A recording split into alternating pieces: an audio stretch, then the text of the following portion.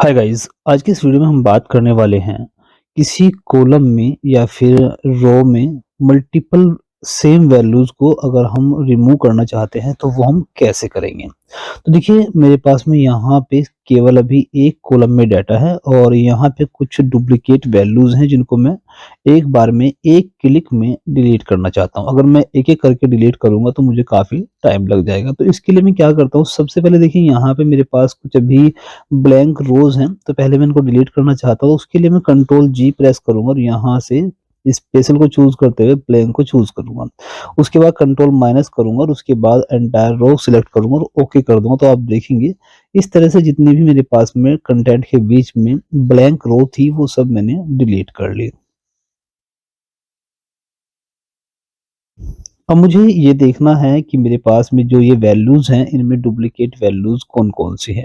इसके लिए मैं यहाँ होम टैब में जाऊँगा और यहाँ से कंडीशनल फॉर्मेटिंग में जाकर के यहाँ से डुप्लीकेट वैल्यूज़ को चूज़ कर लूँगा।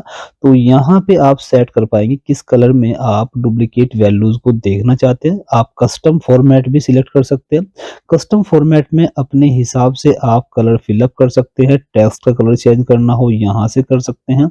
तो इस तरह से आप अपने अपने आप से भी सेट कर सकते हैं कि आप डुप्लीकेट वैल्यूज को किस फॉर्मेट में देखना चाहते हैं। ठीक है, अब यहाँ पे अपने आपको कंटेंट को सिलेक्ट करना है और उसके बाद आपको यहाँ होम टैब में देखिए मैं यहाँ पे अभी ऊपर की तरफ सर्च का ऑप्शन है, यहाँ पे आप लिखेंगे रिमूव डुप्लीकेट। तो आप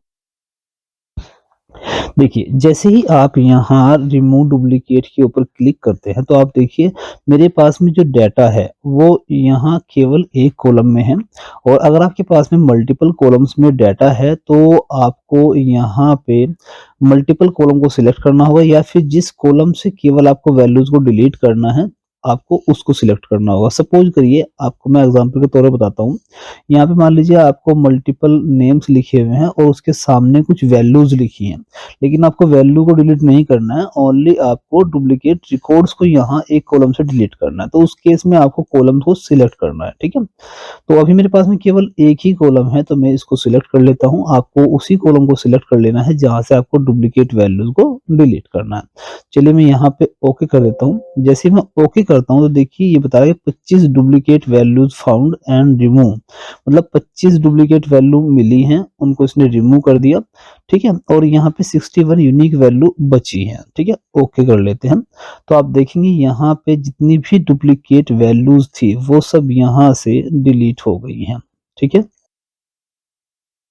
ये देखिए फ्रेंड्स, हमारी जो डुप्लीकेट वैल्यू डिलीट हुई हैं इसका मतलब ये नहीं कि जो डुप्लीकेट वैल्यूज थी वो सभी डिलीट हो गई। मतलब कहने का ये है कि मान लीजिए एक जो वैल्यू थी वो दूसरे के सिमिलर थी, तो इसका मतलब ये नहीं है कि दोनों की दोनों वैल्यू डिलीट हुई हैं। उनमें से एक वैल्यू हमारी बच जाती है और दूसरी हमारी डिलीट हो जाती है।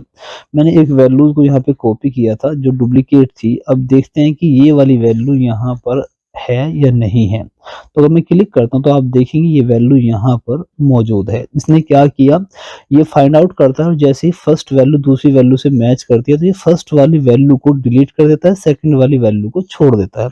और मान लीजिए अगर आपकी सीट में मान लीजिए 10 वैल्यू ऐसी हैं जो मतलब सिमिलर है, जो डुप्लीकेट है, तो उस केस में ये क्या करेगा, आपकी जो पहली वैल्यू रहेगी वो डिलीट होगी, दूसरी होगी, तीसरी होगी, फिर चौथी को मैच करेगा तो पता लगता है कि चौथी को मैच करने पर अभी और भी बाकी है ऐसी वैल्यू, तो ये डिलीट करता जाएगा और जब लास्ट बच जाएगी और फिर चेक करेगा लास्ट वाली वैल्यू पर वो कहीं मिलेगी नहीं, तब उसको छोड़ देगा।